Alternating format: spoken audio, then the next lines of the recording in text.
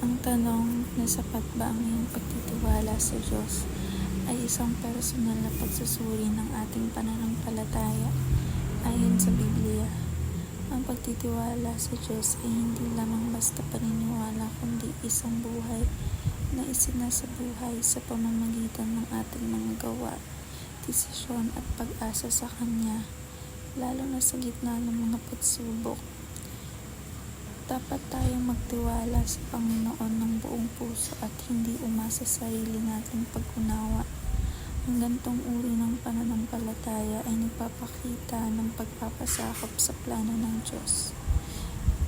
Dagdag pa rito, ayon kay Santiago 2:17, ang pananampalatayang walang kasamang gawa ay patay.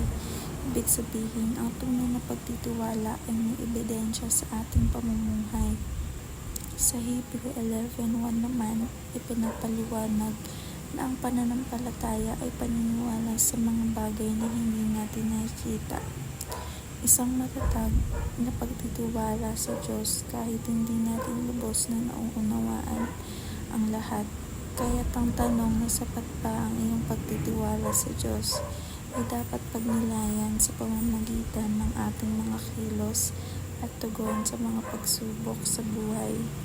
Patuloy ba tayo nagtitiwala kahit mahirap o mas pinipili natin umasa sa sarili nating kakayanan? Sa pagsusuring ito, mas mauunawaan natin kung gaano natin tunay pinanaligan ng Diyos.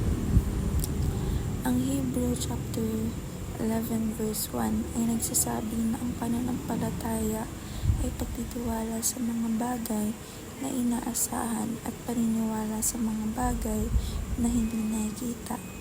Pinapakita nito na ang tunay na pananampalataya ay umaasa sa Diyos kahit hindi pa natin nakikita ang katuparan ng Kanyang mga pangako. Magtiwala ka sa Diyos kahit hindi mo nakikita ang buong larawan.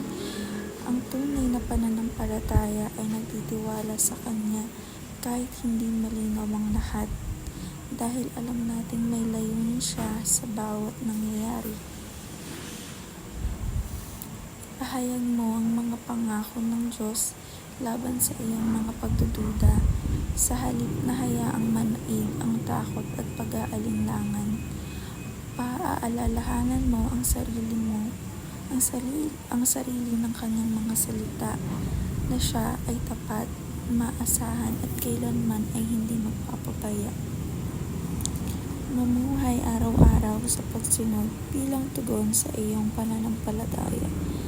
Ang tunay na pananampalataya ay hindi lang paniniwala, kundi araw-araw na pagsunod sa kalooban ng Diyos bilang patunay ng ating tiwala at pagmamahal sa Kanya.